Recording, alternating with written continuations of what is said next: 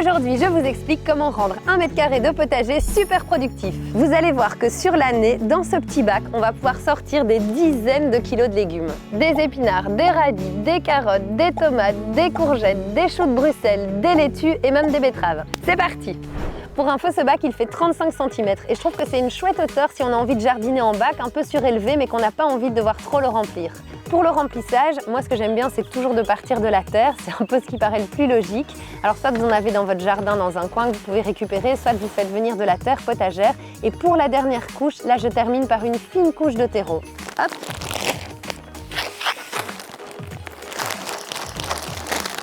Voilà. Je remets la terre à plat et on voit que le substrat est tout fin. Pour être le plus productif sur un espace restreint, il y a plusieurs astuces. La première, c'est qu'on va travailler sur la hauteur. Alors moi, je commence par les 4 coins. Je fais toujours comme ça après on regarde l'espace qui nous reste. Les plants de tomates, c'est les premiers que je viens implanter et je vais en mettre 3, un dans chaque coin. Il faut 50 cm entre chaque plant. Hop. Et pour le 4e coin, donc là j'ai choisi une courgette qu'on va laisser en fait retomber dans l'allée. Une autre solution, si vous n'avez pas envie qu'elle court dans votre allée, c'est d'utiliser ce genre de tuteur et de la faire grimper en hauteur. Ce que j'ai prévu de mettre dans ce bac, c'est 2 choux de Bruxelles, 2 laitues, une fleur, parce que je mets toujours des fleurs. L'important, c'est quand même d'essayer de se projeter sur la taille que ça va faire. On sait que la salade, elle va plus ou moins occuper cet espace-ci, que le chou, il va monter comme ceci, que la capucine, elle pourra déborder et tomber un peu sur le bord du bac. Donc je crois que comme ça, on est bien, avec une ligne de carottes, une ligne de betterave, une ligne de carottes, une ligne de betterave. Je pense qu'il n'y aura pas d'espace perdu et que ça va être hyper productif. Voilà, tout est réparti, donc maintenant, je plante.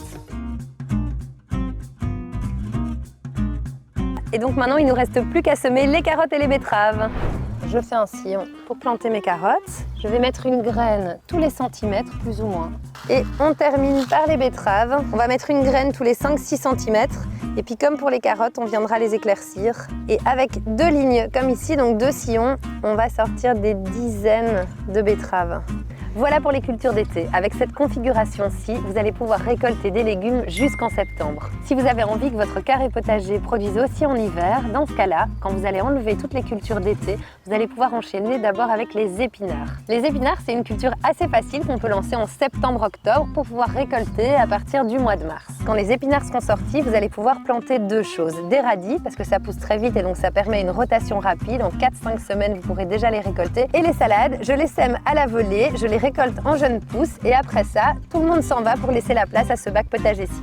Vous verrez, avec 1 mètre carré de potager, vous allez pouvoir sortir des dizaines de kilos de légumes. À vous de jouer!